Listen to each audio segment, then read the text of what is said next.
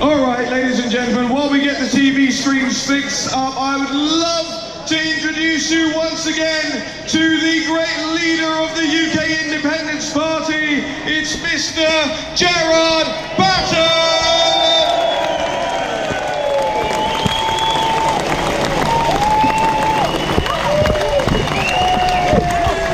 Good afternoon, everybody. Welcome to Whitehall.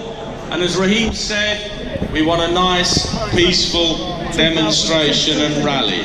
We don't want to let you be provoked by anybody.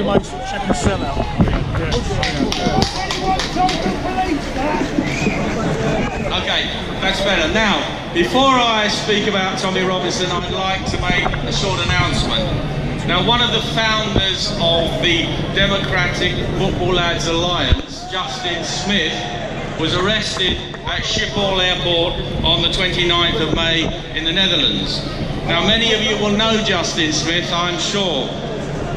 He's been one of the organisers of previous rallies, and in particular, the Freedom of Speech rally held here on the 5th of May. Now, Justin has been detained in prison without charge, and he is now awaiting extradition to Switzerland on a European arrest warrant. And he tells me that this is on the basis of totally unfounded allegations. The circumstances of his arrest and detention are extremely suspicious. But he's asked me to let you know of his imprisonment and that his lawyers are doing everything they can to secure his release as quickly as possible. And he can tell you the full story when he gets out. Now, we haven't yet heard what Malcolm Lord Pearson is going to say, but I know that he's going to be talking about the efforts that he's making to ensure that Tommy Robinson is kept safe in prison and that he's released as soon as possible. Now, in my opinion, Tommy's sentence was not a free speech issue. What it does is raises serious questions about the fair application of the law. The questions are, was he really in contempt of court? Did he really breach the terms of his suspended sentence? And is 13 months a fair and proportionate sentence for his offence if indeed he was guilty? Now, those things are debatable, but in my view, Tommy Robinson has been in prison much more for who he is and what he says rather than what he is supposed to have done.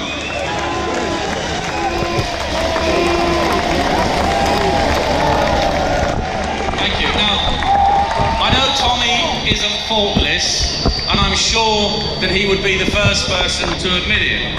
But he has now become a symbol of the opposition to so much that we know is rotten in our society. Some people will tell you that Tommy Robinson is a criminal, and he has indeed, on occasion, broken the law. But a real criminal is someone who defends upon the weak, who preys upon the weak and the defenceless. Tommy Robinson is somebody who has chosen to defend the weak and the helpless. Some people who have broken the law have gone on to become heroes and heroines. The suffragettes broke the law. They are now national heroines. Mahatma Gandhi broke the law. He was arrested and convicted 13 times between 1908 and 1942. He is now regarded as a national hero of Indian independence. Nelson Mandela served 28 years in prison for terrorist offences. He was actually conspiring to murder people, yet he is now regarded as an international hero. These people were convicted criminals, but history has judged that they were on the right side of a great cause. Now, Robin Hood broke the law.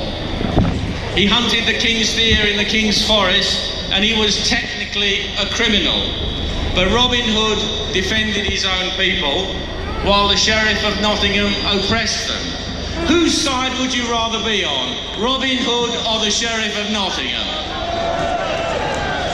Whose side do you want to be on now, Tommy Robinson or the political establishment?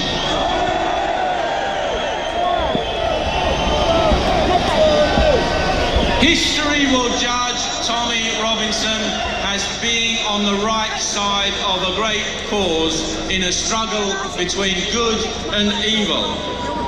He talks about and combats the greatest social scandal in our history, the industrialised and commercial sexual slavery of underage and vulnerable children by organised paedophile rape gangs. This is the issue that the authorities did not want to confront for decades, and only now are reluctantly doing so. Almost every week we hear of a new paedophile rape gang trial. It's given minimal coverage in the media and then forgotten about until the next time. The great British media do not want to talk about the group identity of the majority of the rapists or the ideology that inspires them. The rape gang members are predominantly followers of the cult of Muhammad. They justify their crimes to themselves because of the ideology that they follow. Non-cult followers are lesser human beings.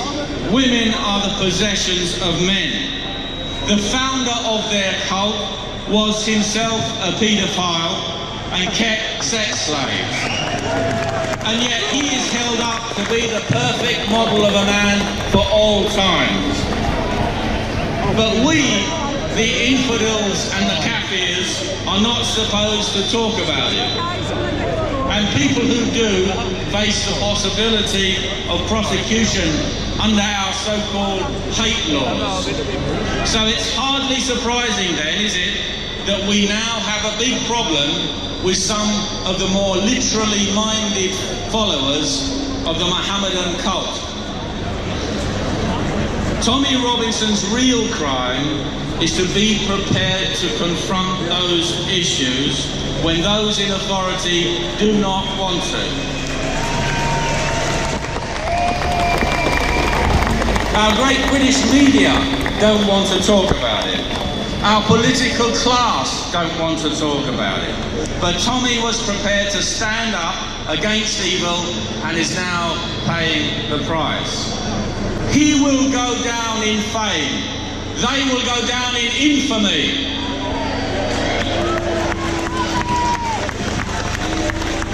Our government has become the enemy of its own people. Nowhere is that more obvious than in Mrs May and Brexit.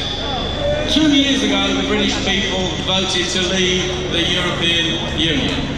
Mrs May's proposal of last weekend shows that she intends to betray that decision. That betrayal is absolutely blatant, and she doesn't care that you know it's absolutely blatant. Mrs May is doing exactly what she was always intending to do. She intends to make a deal with the European Union whereby we leave in name but not in reality. The Leave side won the referendum against all the odds. Ordinary, decent British people voted to regain their freedom. Their desire for freedom will not be crushed. But the real fight is only just beginning. Both our houses of Parliament are full of traitors, collaborators with Quisling. The House of Lords can contains convicted criminals much worse than anything Tommy Robinson's ever done. And they make laws over us. They must be swept away. We're governed by MPs who would rather see us ruled by Brussels than our own democratically elected countrymen and women. Now, it's great to see so many of you come out on a hot afternoon at rallies like these. But you know that our politicians do not care how many people, how many hundreds of thousands, or even how many millions turn out at rallies. The only thing that our treacherous political class cares about is losing votes and losing their seats. So we have to make that happen for them. If you want to make a difference, then you have to organise politically. And that means joining and working with and for a political party. Now, since becoming UKIP's leader last February, its members and I have saved the party from destruction, and we are building it up for the future. We are raising money, we are recruiting new members, and we are going up in the opinion polls. UKIP secured the referendum and won the referendum. But we have now to fight great battles for the future.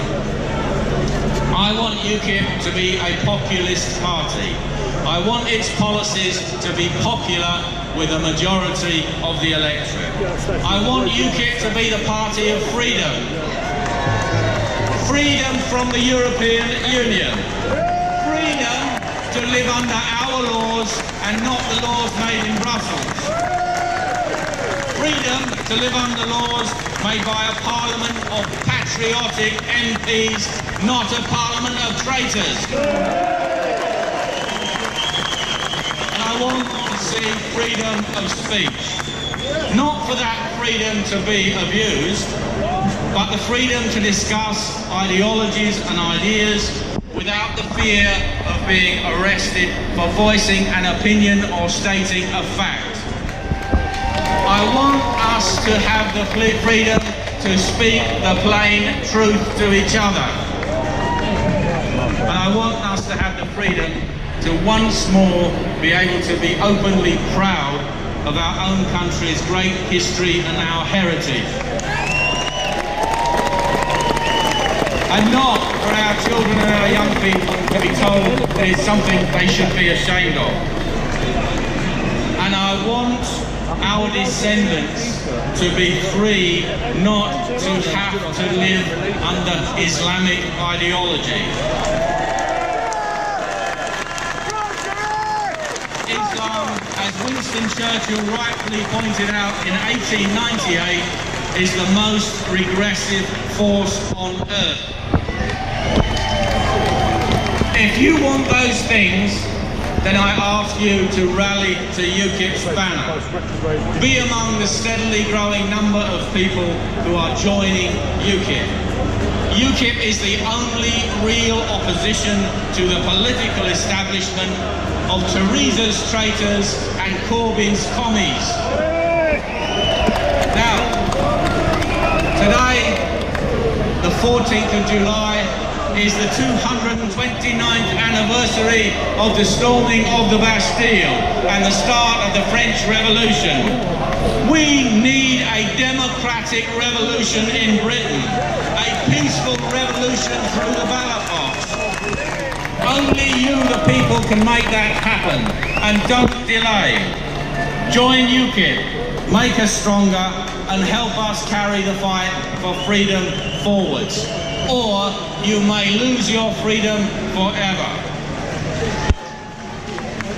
The alternative to freedom is serfdom and slavery.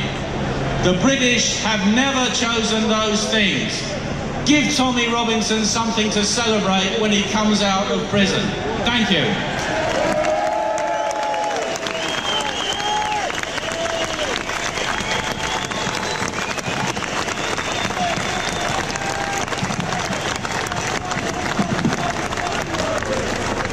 of